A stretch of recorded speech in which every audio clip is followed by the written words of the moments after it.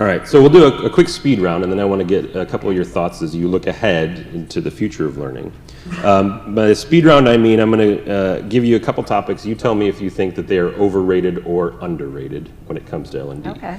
And you can skip if you want to. Pass. Yeah. There's no button, but there is a virtual button. Okay. The concept of virtual reality and learning, do you feel that's overrated or underrated? I think that's a great question. I think it's probably a bit underrated, but I think context is key here. And I think it's making sure that we're not using it for the gimmick factor, like the wow factor of it, and we're really thinking about how it's going to get people to learn better, faster, quicker, with more empathy, whatever it is. I'm really hugely interested in augmented reality right now and how we might be able to apply some of that to various parts of our business at Biogen. I can tell you we haven't started doing much in this space, and I think where sometimes it might feel like it's a bit overrated is that it's only recently starting to become really approachable. So I think it might have felt a little overrated for a while because it's really hypey and gimmicky, but I think as it's becoming more affordable, as it's becoming more accessible, I think that with the right context and approach, we could see some pretty tremendous impact. So I'm excited about it. Do you see particular audiences where you think it would be more applicable than others?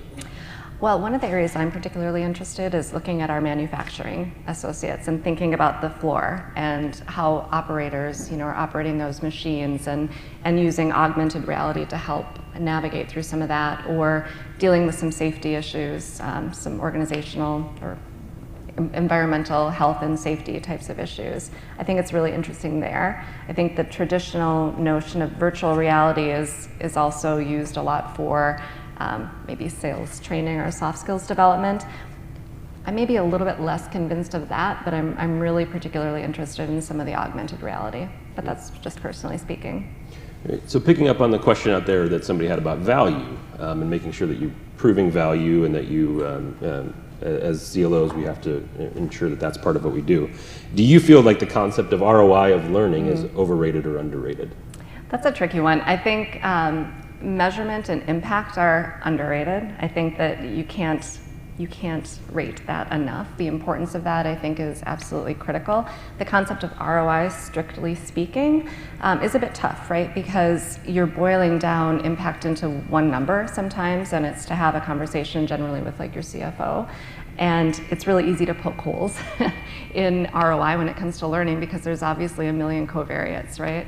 So I think ROI, strictly speaking, is tough, but looking at measurement and driving outcomes and ensuring that you have a priori measurement strategy for your learning programs, underrated, vastly underrated. I think it's absolutely where the majority of our time needs to focus. Yeah, I think it's interesting too when you talk about the scientific method.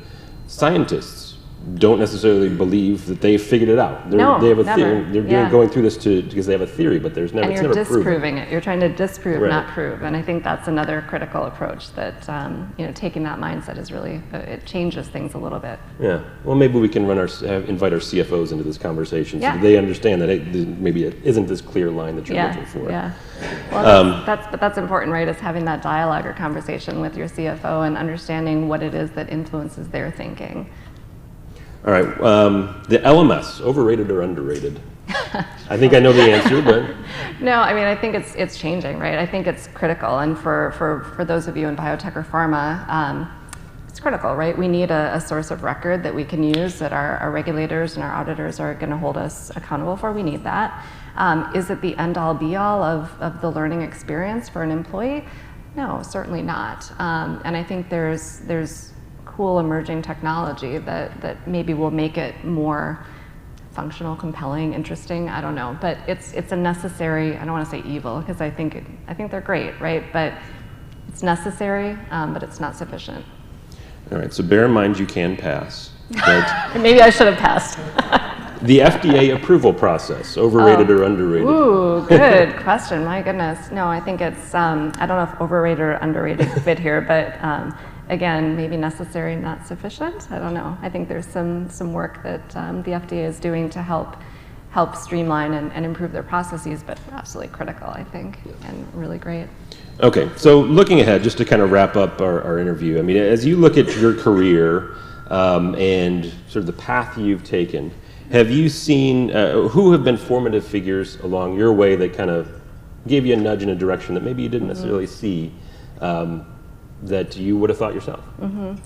You know, I would say our former CHRO was really formative and pivotal in how I think about my role at Biogen and really the impact and influence that a chief learning officer can have, because he told me to set the agenda, right? Like, don't go in and ask the CEO or the EVPs what they think they need.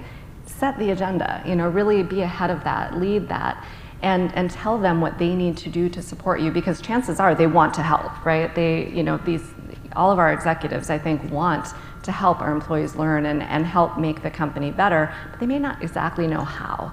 And so really coming in with a point of view and frankly practical tips, things that they can do to help drive your agenda, I think is critical. And to me, I think about that a lot. So as you look 10 years ahead to the CLO role, let's say you're in this role 10 years from now, what do you think you might be doing differently then than what you're doing now? Oh, good question. Well, you know, I think everything's changing now, and I think it's hard. I can't even, frankly, anticipate how the world is going to work in 10 years. But hopefully what I'm doing then is a little bit of what I'm doing now, which is trying to look into the future and anticipate where the needs are and how we can not just get ahead of it, but get ahead of it enough so that we can help guide it. Mm-hmm. Yeah, it's interesting. I think that speed of change is something that we hear quite often as we're talking to folks who are in this community, that people don't think in those 10-year terms anymore. It's tough, yeah. I mean, they're thinking in much shorter periods. Absolutely. All right, one last question for you. What book, person, idea has most influenced you in your philosophy and your approach to what you do? Oh, that's good. You know, I think it's really, I don't know if it's a book or a person, but I would say really my experience getting my PhD and really approaching everything as an experiment and designing in advance, right? So thinking about how you're going to disprove a hypothesis. I mean, I think that to me has been really formative, and that's how I approach the work. So just really trying to, so I suppose it's my mentor in graduate school, but really thinking like a scientist in the business world, I think has been really pivotal. Yeah, great. Well, please join me in thanking Angela for spending some time with us this morning.